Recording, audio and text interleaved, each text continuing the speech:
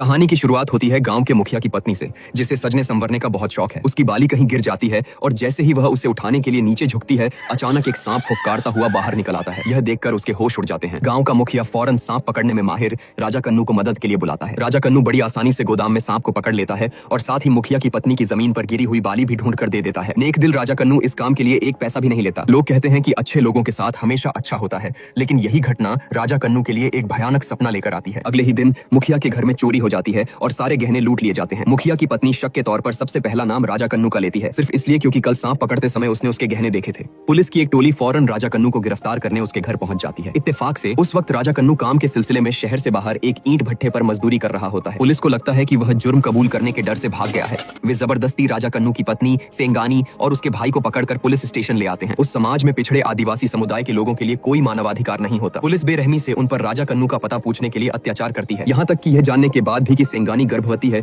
वे जरा भी रहम नहीं दिखाते। दूसरी ओर ईंट भट्ठे पर मेहनत कर रहा राजा कन्नू इन सबसे पूरी तरह अनजान था। जब पुलिस उसे पकड़ने के लिए भट्ठे पर पहुंचती है तो वह वहां से कुछ ही देर पहले निकल चुका होता है। इससे पुलिस का शक और भी गहरा हो जाता है कि चोर वही है। राजा कन्नू अपनी मजदूरी के पैसों से अपनी बेटी के लिए एक तोहफा खरीदता है। जब वह खुशी खुशी घर की ओर जा रहा था, तभी अचानक दो लोगों ने उसे दीवार से सटाकर दबा दिया। जब पुलिस वहां पहुंचती है तो वह बिना कुछ कहे पहले उसे पीटती है। राजा कन्नू, जो पूरी तरह से हैरान और बेखबर था, उसे पीटते हुए पुलिस स्टेशन ले जाया जाता है। उसके पहुंचने के बाद ही उसकी पत्नी को रिहा किया जाता है। उनसे चोरी का जुर्म कबूल करवाने के लिए पुलिस उन्हें उल्टा लटका देती है और बेरहमी से मारती पीटती है। इतना ही नहीं, उनके जख्मों पर मिर्च तक मल दी जाती है। अगले दिन जब सेंगानी अपने पति से मिलने आती है तो राजा कन्नू का पूरा शरीर घावों से भरा होता है। उसका भाई अब और दर्द बर्दाश्त नहीं कर पा रहा था और झूठा जुर्म कबूल करने के लिए तैयार था, लेकिन राजा कन्नू इसके लिए राजी नहीं हुआ। उसका मानना था कि जख्म तो कुछ दिनों में भर जाएंगे, लेकिन इज्जत एक बार चली गई तो दोबारा कभी लौट कर नहीं आएगी। उन्हें वकील चंद्रू के बारे में पता चलता है। वे चंद्रू से मिलते हैं और उन्हें शुरू से लेकर अंत तक पूरी घटना बताते हैं। लेकिन जब चंद्रू पुलिस की जांच रिपोर्ट देखता है तो उसे पता चलता है कि हालात उनके बहुत खिलाफ हैं। रिपोर्ट में लिखा था कि वे हिरासत से भाग गए थे,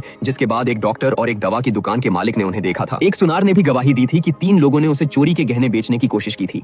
सारे सबूत इसी ओर इशारा कर रहे थे कि गहने उन्होंने ही चुराए थे और सजा के डर से भाग गए थे। लेकिन चंद्रू को पूरा यकीन था कि राजा कन्नू निर्दोष है और यह सब पुलिस की पुरानी चालें हैं। वह सेंगानी को हाईकोर्ट में मानवाधिकार याचिका दायर करने और मामले की दोबारा जांच की मांग करने की सलाह देता है। यह एक बहुत मुश्किल लड़ाई होने वाली थी। कोर्ट में पुलिस का वकील यह कहकर याचिका खारिज करने की मांग करता है कि उनके पास पुख्ता सबूत और गवाह हैं, लेकिन चंद्रू पुलिस रिपोर्ट की सच्चाई पर ही सवाल खड़ा कर देता है और पुलिस के गवाहों से अदालत में जिरह करने की इजाजत मांगता है। क्लिनिक का डॉक्टर और दवा की दुकान का मालिक एक एक करके गवाही देने आते हैं। पहली नजर में सबूत अकाट्य लग रहे थे, लेकिन चंद्रू ने अपनी जांच में कुछ ऐसी खामियां ढूंढ निकाली थीं जो बिल्कुल भी तार्किक नहीं थीं। उसने उस इंस्पेक्टर से सवाल किया जिसने जांच रिपोर्ट तैयार की थी, दवा की दुकान पुलिस स्टेशन से कितनी दूर है और किस दिशा में है।